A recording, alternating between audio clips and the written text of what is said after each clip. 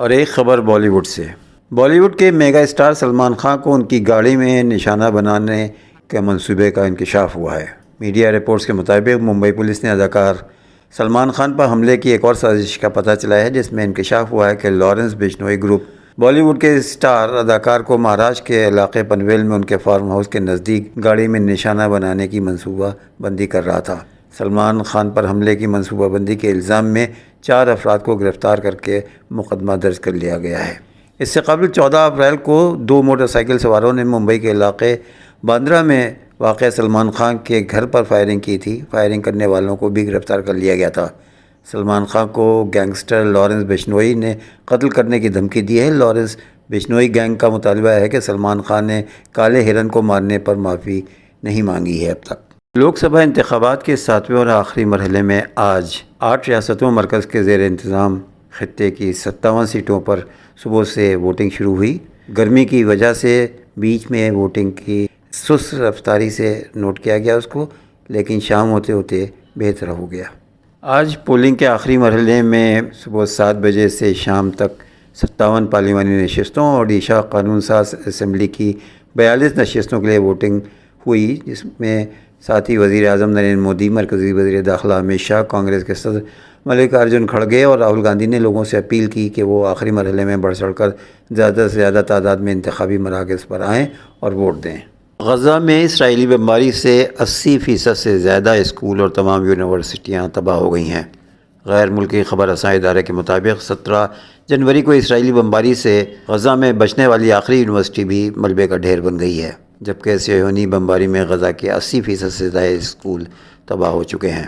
دوسری جانب اسرائیل نے غزہ پر بمباری کر کے مزید 60 فلسطینیوں کو شہید کر دیا ہے، جبکہ جبالیہ پناہ گزین کیمپ میں ملبے سے 20 بچوں سمیت 70 افراد کی لاشیں برآمد ہوئی ہیں۔ ادھر رفح میں اسرائیلی فوج کے پے در پے حملوں سے کوئی علاقہ بھی محفوظ نہیں رہا ہے۔ ایک خبر رساں ادارے کے مطابق اسرائیلی فوج نے رفح کے گنجان آباد علاقوں میں حملے تیز کر دیے ہیں اور اسی دوران پیش قدمی کرتے ہوئے ٹینک رہائشی عمارتوں پر گولہ باری کر رہے ہیں۔ حزب اللہ کے سیکرٹری جنرل سید حسن نصر اللہ نے کہا ہے کہ نتنیاہو اور اس کے حامیوں نے غزہ کے خلاف تباہ کن جنگ جاری رکھی ہوئی ہے، جبکہ عالمی برادری خاموش تماشائی بنی بیٹھی ہے۔ تاہم غاصب رجیم کی بربریت کے خلاف دنیا میں بیداری کی لہر دوڑ گئی ہے۔ حزب اللہ کے سیکرٹری جنرل سید حسن نصر اللہ نے کہا کہ غزہ میں جنگ ابھی بھی جاری ہے۔ دنیا امریکی تسلط پسندی کے سامنے بے بس ہے۔ کچھ لوگ عالمی برادری سے آس لگائے بیٹھے ہیں کہ وہ صہیونی جارحیت کے روک تھام کے لیے کوئی اقدام کرے گی۔ انہوں نے کہا کہ یہ جنگ لبنان کے مستقبل اور اس کی خود مختاری کی جنگ ہے، بلکہ یہ ہم سب کی تقدیر اور سرنوشت کی جنگ ہے، لہٰذا ہم اس کے لیے پوری طرح سے خاص طور پر جنوبی لبنان میں تیار ہیں۔ سید حسن نصر اللہ نے کہا کہ اگر ہم امریکہ ایشیا کے کسی دور دراز ملک یا دوسرے خطوں میں ہوتے تو غزہ کے لیے مالی اور انسانی امداد کافی ہو سکتی تھی، تاہم یہاں صورتحال یکسر مختلف ہے۔ صرف اخلاقی اور انسانی یکجہتی کا اظہار ناکافی ہے۔ انہوں نے کہا کہ آج مزاحمتی محاذ پہلے سے زیادہ وسیع اور طاقتور ہونے کے ساتھ دشمن پر حاوی ہو چکا ہے۔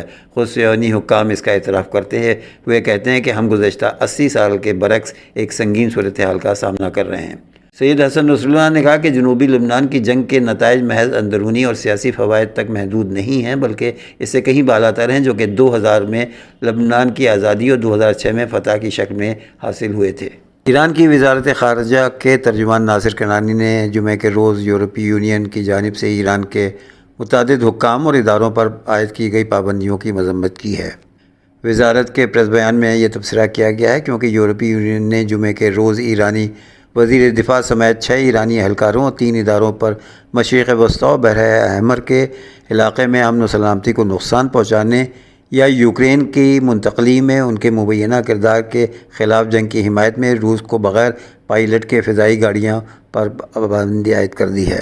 مسٹر کنعانی نے کہا کہ یورپی یونین نے غزہ میں اسرائیلی جنگی جرائم پر توجہ مرکوز کرنے اور ان کے لیے اسرائیل کو سزا دینے کے بجائے اپنی پابندیوں کی فہرست میں کچھ ایرانی عہدیداروں اور اداروں کو شامل کیا گیا ہے، جو انتہائی افسوسناک قدم ہے۔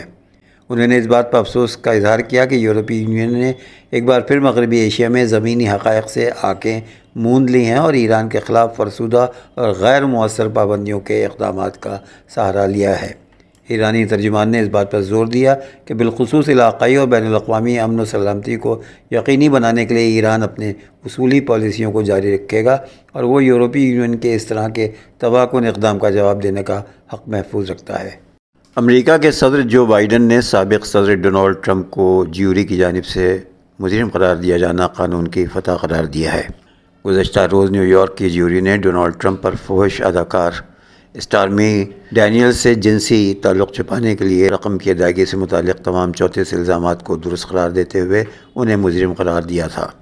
جو بائیڈن نے ڈونالڈ ٹرمپ کے خلاف جیوری کے فیصلے کو قانون کی فتح قرار دیتے ہوئے کہا ہے کہ جیوری کے فیصلے کا احترام کیا جانا چاہیے۔ دوسری جانب سابق صدر ٹرمپ نے کہا کہ بائیڈن کا امریکہ فاسسٹ ریاست بن چکا ہے۔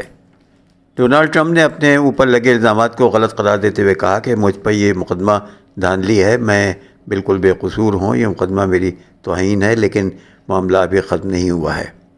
فحش اداکارہ رقم ادائیگی کیس میں ٹرمپ پر الزامات درست قرار دیے گئے ہیں۔ امریکی تاریخ میں یہ پہلی بار ہوا ہے جب کسی سابق صدر کو سزا سنائی گئی ہو۔ ٹرمپ کے حامیوں نے جیوری کے فیصلے کے خلاف احتجاج کیا اور امریکی پرچم کو الٹا لہرا دیا۔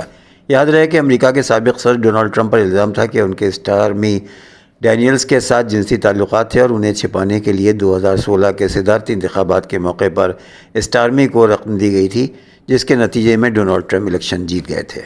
اور آخر میں پیش ہے ایک حیرت انگیز خبر۔ ران کی ہڈی جسے فیمر کہا جاتا ہے انسانی جسم کی سخت ترین ہڈیوں میں سے ایک ہے، تاہم حال ہی میں ایک شخص کی یہ ہڈی اس وقت ٹوٹ گئی جب اسے زور سے کھانسا۔ یہ واقعہ چین میں پیش آیا جہاں ایک 35 سالہ شخص کی محض کھانسی کے دوران ران کی ہڈی ٹوٹ گئی ہے۔ فوجیان صوبے میں سیکنڈ پیپلز ہسپتال کے ڈاکٹروں نے اسے چونکا دینے والا کیس کی اطلاع دی، جہاں مسٹرومی نامی شہری کو کھانسی کے دوران فیمر میں فریکچر کا سامنا کرنا پڑا۔ اسپتال کے شعبہ آرتھوپیڈکس کے ڈائریکٹر ڈونگ کے مطابق یہ واقعہ اس لحاظ سے کافی غیر معمولی ہے کہ متاثرہ شخص کی اتنی عمر نہیں ہے جس سے ہڈی اس درجے کمزور ہو جائے۔ مسٹر بین نے ڈاکٹروں کو بتایا کہ انہیں تیز کھانسی کے فوراً بعد شدید درد محسوس ہوا، لیکن انہوں نے اسے عارضی درد سمجھ کر نظر انداز کر دیا۔